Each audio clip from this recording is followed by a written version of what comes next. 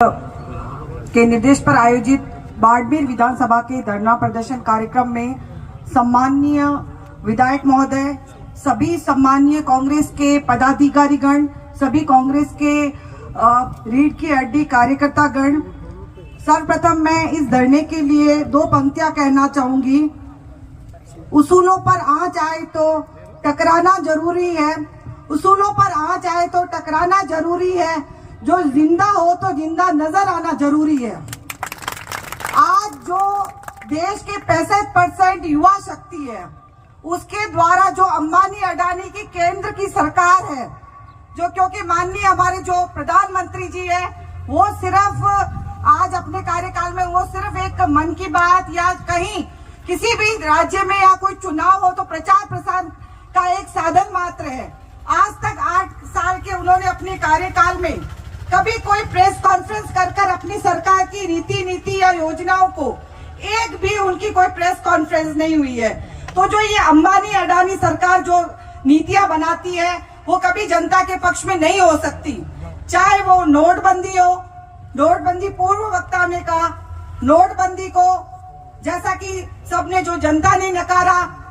अर्थशास्त्रियों ने नकारा, जीएसटी को छोटे व्यापारियों ने नकारा, कृषि कानून को जो देश की रीढ़ की हड्डी है किसानों ने नकारा, और आज जो अग्निपथ योजना के नाम पर ये केंद्र सरकार जो योजना लाई है, उसको नौजवानों ने नकारा। आज उस युवा शक्ति के लिए आज लड़ाई लड़ने के लिए अपन प्लेटफॉर्म पे आए हैं। पूर्व में एक वक्ता ने कहा कि शायद हमने किसान आंदोलन में जो हमें भागीदारी इस क्षेत्र से रखनी चाहिए थी, वो अपन ने कम रखी। तो मैं चाहती हूँ कि उसका कसर अपन जो किसानों के समय तो नहीं, लेकिन अभी इस युवाओं की लड़ाई में बढ़ चढ़ के इस धरने के माध्यम से सभी संकल्प ले कि ये किसी पार्टी पॉलिटिक्स से ऊपर उठकर जो देश की सुरक्षा का मामला है, राष्ट्र की सुरक्षा का मामला है, राष्ट्र प्रेम का मामला है, जो अपनी आने वाली भविष्य देश का उस युवा शक्ति के अधिकारों का मामला है। आज मैं आपको इतना ही कहना चाहूंगी कि जो कई बच्चे जो तैयारी कर रहे थे, जैसे कानून आया उन्होंने विरोध प्रदर्शन किया, और जैसे उनको संकेत मिले कि आज कई ऐसी संस्थाओं से जहां इस तरह की ट्रेनिंग हमारे जैसलमेर जिले में भी लगभग 4000 से ज्यादा बच्चों को दी जा रही है जो सेना में जाना चाहते हैं। एक बार उन्होंने विरोध प्रदर्शन किया। अभी मैंने आते समय उनसे बात की, जो संस्थान चला रहे रिटायर्ड जो फौजी भाई वगैरह है, मैंने कहा एक बार तो आपने प्रदर्शन किया, फिर युवा शक्ति कि उनको निर्देश मिला कहीं भी आपका फोटो या कहीं भी विरोध प्रदर्शन में आप कहीं भी दिखाई दिए तो आपको सेना से भर्ती से वंचित रख दिया जाएगा। कहीं भी आपका इस तरह के कार्यक्रम आयोजनों में आपका कहीं भी भागीदारी या कहीं भी आप दिखे तो ये शायद लोकतंत्र की हत्या है कि आज कोई भी आप विरोध नहीं कर सकते हो अगर गलत चीजों का। केंद्र में सरकार पक्ष विपक्ष, आज विपक्ष का हमेशा ये दायित्व बनता है, अगर कोई सरकार सत्ताधीन सरकार अगर कुछ गलत कानून बनाए जो जनता विरोधी हो या जनता उसको फायदा नहीं मिले, जिस तबके के लिए, चाहे वो किसान या किसी भी के लिए बनाए, उसको उसका अगर लाभ नहीं मिले, उसमें उसको नुकसान है, तो विपक्ष का एक फर्ज और कर्तव्य बनता है कि उन कानूनों का, उन योजनाओं का, उन नियमों का वो विरोध करे और वो सत्ता पक्ष को उसके बारे में अवगत कराए। और शायद अगर वास्तव में लोकतंत्र का अर्थ समझे तो सत्ता पक्ष को भी, उसको विपक्ष को, पूर्व में जो कांग्रेस ने 60 साल राज किया, जब ने भी विपक्ष ने अपनी बात रखी, एक आईने की तरह माना कि हमारी अगर कोई कमी रह गई तो वो हमेशा उस जनता के लिए, किसान भाइयों के लिए, मजदूरों के लिए, श्रमिकों के लिए, महिला शक्ति के लिए, व्यापारियों के लिए हमेशा उन्होंने उसको संशोधन किया। आज एक उदाहरण है जो कृषि कानून, जिसके कारण कि देश में आज 1 साल तक ऐसा लंबा आंदोलन चला। आज अलग अलग राज्यों से दिल्ली में किसान भाई पड़े रहे और सैकड़ों की संख्या में शहीद होने के बाद कानून वापस लिया। अगर वो 3 कानून सही थे तो उन्हें वापस नहीं लेना था। अगर वापस लिया तो 1 साल के बाद लगभग 900 के करीब किसानों की हत्या करने के बाद क्यों वापस लिया? अभी भी क्या पता, मैं आप सबसे व्यक्तिगत भी अपील करूंगी कि जिस तरह इन्होंने किसानों की हत्या की, जो केंद्र के सरकार के कानून ने, ऐसा नहीं हो कि हमारे युवाओं के साथ भी वो हो।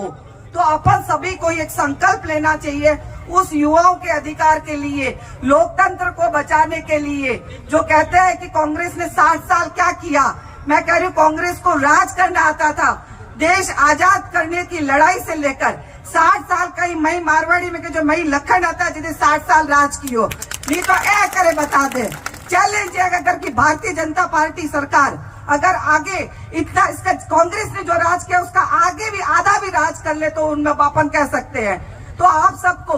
जब मैं जिला प्रमुख थी एक बात रखी गई कि अपने मेंबरों ने, पापा ने बताया कि आप रे मेंबरों ने एक टाइम में एक ही नाराज करया, घणों ने मत करया, दोनों काम हो जावेला, प्रमुख रहला को नहीं। तो वही बात है कि जो केंद्र की सरकार है वो एक एक चीज को बेच रही है बारी से। फिर किसानों के साथ गलत होता है तो अपन सोचते हैं अपन तो व्यवसायी है, अपन क्यों करें। जब युवाओं के साथ गलत होता है, मोरे करे तो मोरे बेटा पोता नौकरी लगा रहा, काम धंधे लगा रहा खेती में, तो वो जब अगर अपन मिलकर इन गलत रीतियों, नीतियों, योजनाओं का विरोध नहीं करेंगे तो आने वाला परिणाम आने वाली पीढ़ी के लिए, देश के लिए बहुत ही घातक होगा। तो आप सबको मैं जो ये नहीं कि सिर्फ एआईसीसी, पीसीसी, डीसीसी के निर्देश हो तब अपन ये बात रखे। वास्तव में इससे जो ठेका पद्धति होती है, पहले कई व्यवस्थाएं ठेका पद्धति द्वारा की जाती थी। बड़े शर्म की बात है कि केंद्र में आसीन सरकार आज देश की सुरक्षा को ठेका के पद्धति पे दे रही है। ये चिंतन का विषय। अगर आप सही में जो उनके भाषणों से, जैसा कि आप बीजेपी जो सरकार ज्वाइन करना मतलब आप राष्ट्रभक्त हो, उनके देने से ये नहीं होता है। आज इससे विरोधी अगर क्या कानून हो सकता है, क्या योजना हो सकती है जो राष्ट्र की सुरक्षा पर प्रश्न चिन्ह है। आज अपन जैसलमेर, बाड़मेर सीमावर्ती जिले हैं, मैं कहती हूँ राष्ट्र की सीमाओं की सुरक्षा के लिए ये अपन सबको पार्टी के हिसाब से और व्यक्तिगत भी राष्ट्र सुरक्षा के लिए अपन को ये आज संकल्प लेना चाहिए कि जो ये कानून जब तक केंद्र सरकार वापस नहीं ले ले तब तक जहां तक अपन को लड़ाई लड़नी है तन मन और धन से, जहां अपन को अपनी उपस्थिति दर्ज करवानी है उसको जारी रखने का संकल्प लेना चाहिए। और एक बार जो वन पेंशन, जो पेंशन और रैंक समान की बात करते थे, वो नो पेंशन और टेंशन देके जो कानून बना रहे हैं, जो बात कर रहे हैं कि 30 जितने अपने पूर्व में जो परमवीर चक्र वगैरह जो अपने सैनिक भाइयों को जो सम्मान मिला है वो 30 मैक्सिमम 30 वर्ष की उम्र के बाद मिला है। कभी वो हमारे इन अग्नि परीक्षा के नाम पर उनको कहते हैं हम सिक्योरिटी गार्ड रखेंगे, मतलब उनका कोई भी पॉइंट अगर लीगल नहीं है या कोई बात वो अपनी खुद ही नहीं समझा पा रहे हैं। तो आज मैं आप सबसे अपील करूंगी कि आज उस युवा शक्ति की लड़ाई के लिए, लोकतंत्र की